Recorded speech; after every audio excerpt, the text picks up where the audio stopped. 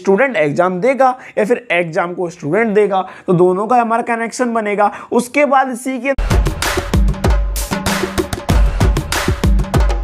दोस्तों आपका स्वागत है स्किल्स 02 पर यूट्यूब चैनल पर। मैं भय गुप्ता आपका स्वागत करता हूं।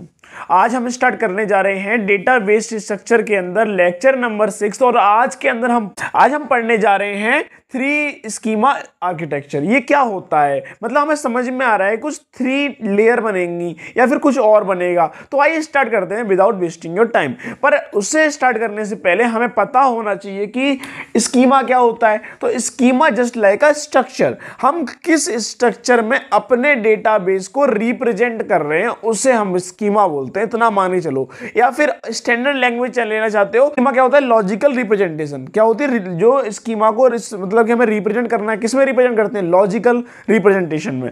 तो इसका जैसे मान लेते हैं कि हमने एक टेबल बनाई,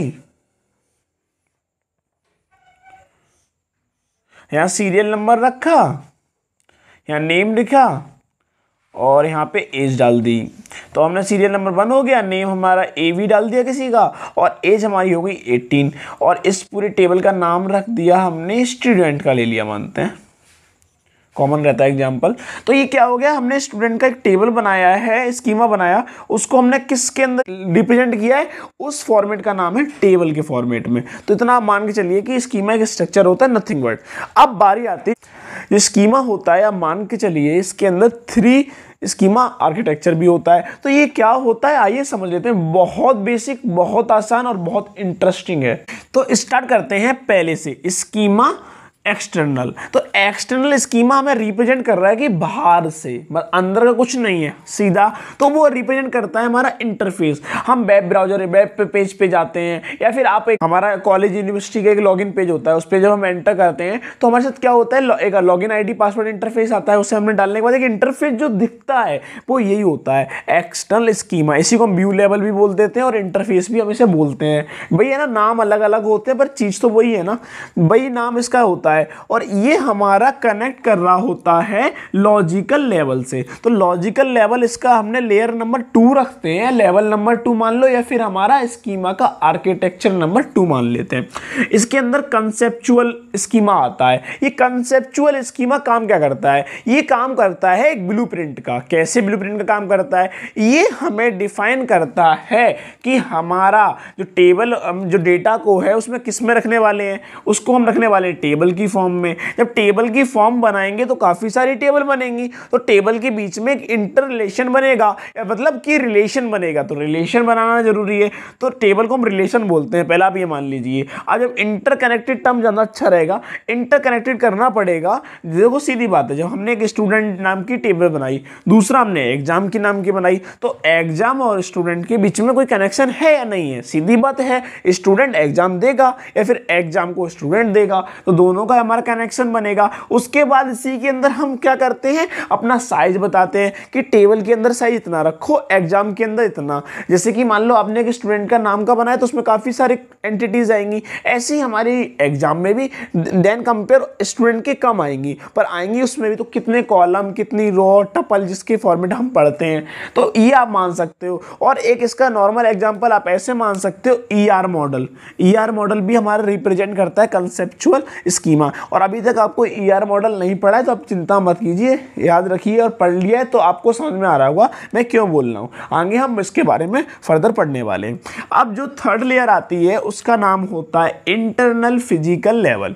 अब इसे फिजिकल लेवल बोलो या इंटरनल लेयर बोल दो, या फिर इसे हम बोलते हैं फिजिकल स्कीमा। तो फिजिकल स्कीमा के अंदर क्या होता है, मेन जो काम होता है वो ये करता है। आप मुझे ये बताओ, जब आप यहाँ पे थे आपको मैटर नहीं कर रहा था कि हमारा जो डेटा है, वो हमारी फाइल है जो हम एक्सेस कर पा रहे हैं, वो कहाँ से कर पा रहे हैं, हम उसे एक्सेस कर कैसे रहे हैं। ये तो पता है कि हमारा एक डेटाबेस डिस्क है, हम उस लोकेशन पे कर रहे हैं, पर ये लोकेशन कहाँ पे है, इंडिया में है, आउट ऑफ इंडिया में है, किस स्टेट में है, कहाँ पे है, तो ये हमें पता नहीं चल रहा है। तो उसे पता करने के लिए बेसिकली एक फिजिकल, एक हमें बता रहा है कि लोकेशन कहाँ पे है, तो वो हमारा फिजिकल स्कीमा बता सकता है। इसके अंदर जो टीम काम कर रही होती है ना, आप ऐसे मान सकते हो, जो पहला वाला है वो हमारा इंटरफेस है, और इंटरफेस हमारा बताता है फ्रंट एंड का काम हो रहा है, इसके अंदर ब्लूप्रिंट का काम हो रहा है। ये हमारा जो कॉम्बिनेशन ऑफ दिस टू ये हमारा बनाता है बैकएंड। तो यहाँ पे जितनी क्वेरी होती है, रन हो रखा होता है, कैसे मैनेज होना है,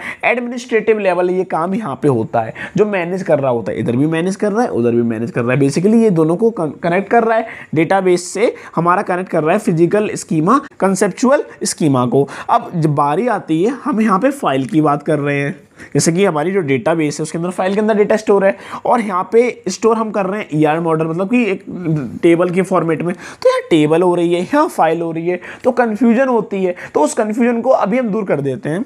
होता क्या है, इसके अंदर जो हम डेटा को स्टोर करते हैं, जो हमारी हार्ड डिस्क होती है या जो भी होता है, वो स्टोर होता है फाइल के फॉर्मेट में। पर जब हम कुछ चीज़ को एक्सेस करते हैं, जो हमें इंटरफेस पे दिखता है, वो हमें दिखता है टेबल की फॉर्म में। आप इतना याद रखिए, जब हम टेबल की फॉर्म में देखते हैं, जैसे मान लो हम एक काम करते हैं, हम अपना यूपीएससी एग्जाम दिया आपने, तो यूपीएससी एग्जाम देने के बाद आप जब अपना रोल नंबर डालते हैं, तो उसके बाद क्या होता है, आपको एक इंटरफेस दिखता है। तो इंटरफेस कोई भी एग्जाम, यूपीएससी नहीं, जैसे मान लो आप कोई गेट एग्जाम दे रहे हो या फिर कोई भी आपने एग्जाम दिया हो, तो आपने लॉगिन आईडी पासवर्ड डाला, एक इंटरफेस आया सेम, उस पर क्लिक करके आपने व्यू रिजल्ट देखा, तो एक फॉर्मेट में रिजल्ट आता है ना, टेबल बनी हुई आती है, इसमें आपको इतने नंबर मिले, आपका गेट का जो पासिंग स्कोर है, आपने क्राइटेरिया फुलफिल किया है या फिर नहीं किया है, नेक्स्ट टाइम आप अच्छा कर सकते हैं।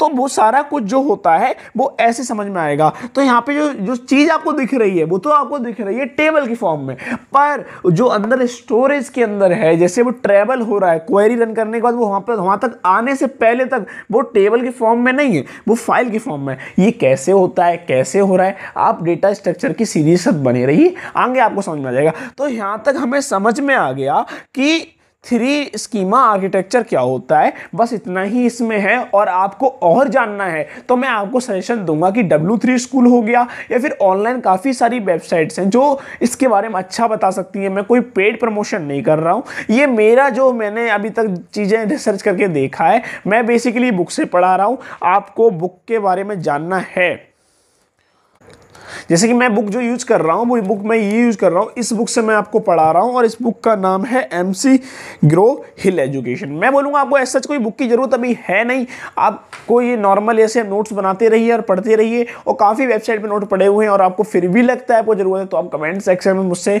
बुक का लिंक मांग सकते हैं। तो यहाँ तक हमें समझ में आ गया कि क्या होता है हमारा 3 स्कीमा आर्किटेक्चर। तो 3 स्कीमा आर्किटेक्चर खत्म हुआ। मिलते हैं नेक्स्ट वीडियो में। जय हिंद, जय भारत।